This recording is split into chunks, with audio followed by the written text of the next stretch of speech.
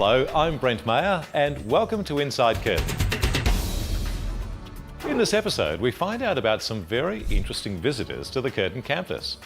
Check out the developments going on in Curtin's digital arena, find out about the exciting opportunities available to study overseas, and catch up with the Dockers and other Curtin sponsorship partners.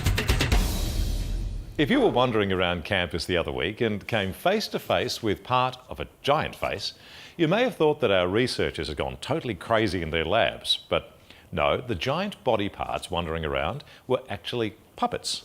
But why, you may ask?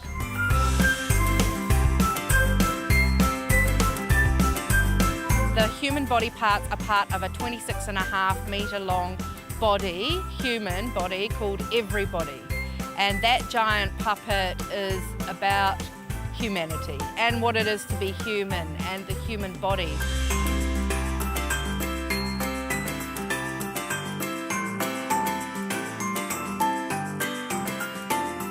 To move from childlike to adult and become the kind of people that think that bodies are awful is such a strange transition that our artistic director really wants to challenge the ideas of human bodies.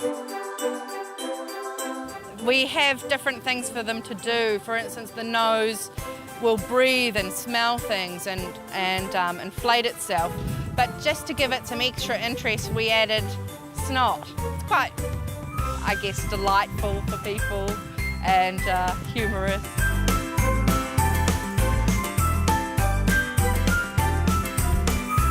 People always respond in some way. There's usually a lot of shrieking, laughing, pointing and wondering. A lot of photos get taken.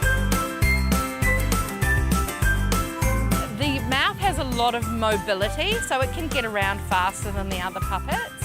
But the eye, I think, is engaging for people because it's an eye, and people think it can see. It actually can't see that well, which is the irony.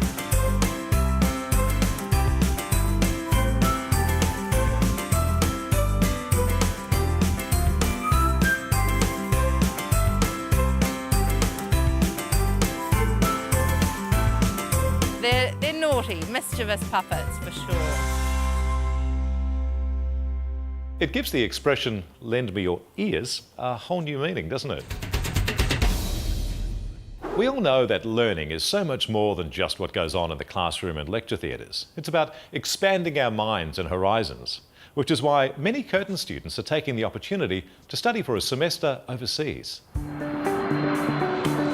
Last year I went on 2 exchanges. I went to the University in Copenhagen Business School, and then I went to the University of Guelph in Canada. Last semester I went to SUNY New Paltz for 6 months, which is in New York State, and I did that for a semester.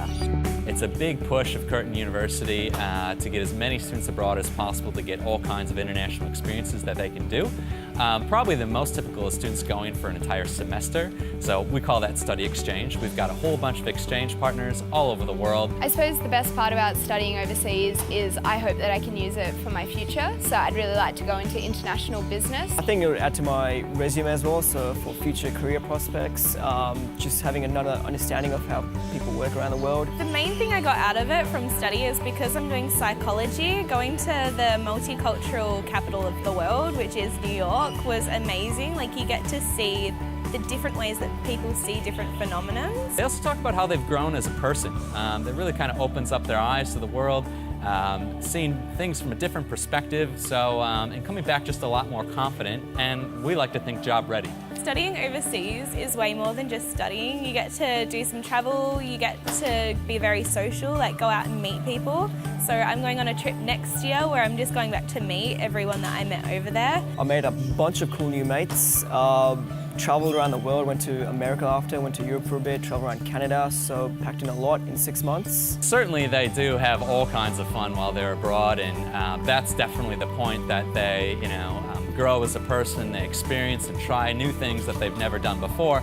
They do have to be full-time while they're studying, yes, and they do have to pass their classes, but certainly that's the whole point of the experience, that students go and travel and do all this independent things. I would love to study overseas for the travel experience, the friendships you can make. If you have any doubts, just do it. Today we've gone to the information session, got to speak to students that have previously gone on exchange, and also the study abroad like mentors. I think the biggest thing I would recommend is to just push for it. I got given that as advice when I started out. So there's a few forms involved. There's some process that students have to go through, talking to their course coordinator, making sure that it's approved for their study period abroad, but it's really not that hard. Students can get it done pretty quick. What I would say to other students is just jump in the deep end. Like, you will flow and you'll be so much thankful that you went and did it. What an amazing experience. I'm very jealous. You can find out more on the Study Abroad website. They say humans of the future will be so connected to their mobile devices they'll have charging cradles built into their hands, and if they have a hard day at uni will simply close their eyes and push the home button to get there. Well, whatever happens, you can be assured our digital team will have a solution to help. We're constantly looking to kind of enhance the experience of students, not only our on-campus students, but also all our online students. I think one of the problems is the massive amounts of information that students have to consume or have to know and understand, and also the number of services that are available to them. Students aren't really aware about when to use those services or when is the right time to engage with those services. So we need to work really closely with our student cohort. I try and identify where and when they engage with the digital platforms, and then personalise the information that we get. So a number of kind of initiatives that we've got going at the moment is a wayfinding application. So it's a beacon application which uses Bluetooth to alert students about where certain activities and events that are on at locations. There's also our LC application, which we're kind of continually enhancing, which is a mobile application for students that brings them there, gives them their timetable and has an outline, unit outline, and all their course planners, which is pretty impressive. We've got a ticker running up at Ngazi which alerts people to different things that are on. Videos are consumed a lot online in the digital space. We can also use that for our screens around campus to promote the kind of activities that are on at the time, on that day. So there's lots of different screens, and we're looking to manage them centrally, so we can get the different messages out to students that we need. So that's all part of what we're trying to do, just to more effectively personalise the experience and make it more engaging for our students.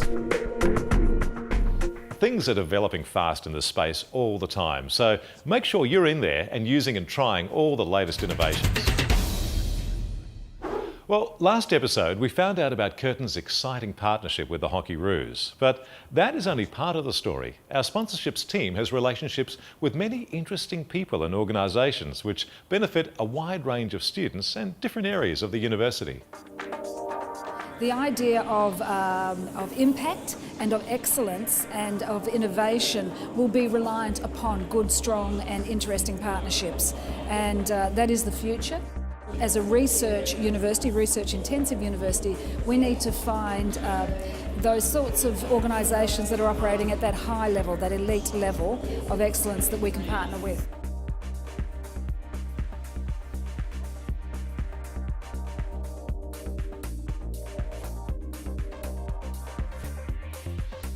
Students now have opportunities to work with fashion icons like Jimmy Choo. They have opportunities to work with an Australian Football League team that is, in the top 8.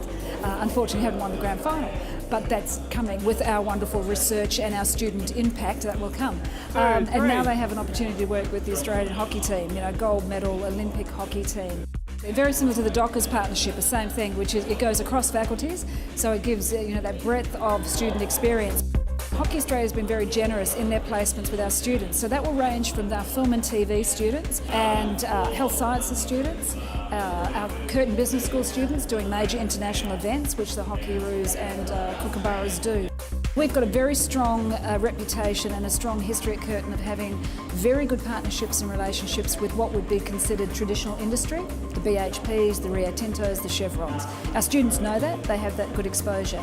This is a whole new suite of partnerships that are sit outside the normal university practice, and I think that our students are going to look at these and see the opportunities, and for them, for their CV, to have been able to work with an Australian sporting team, fairly phenomenal.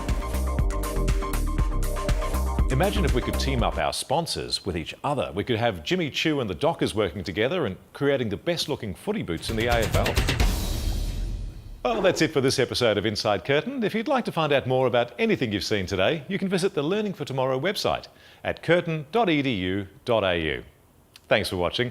We'll catch you next time.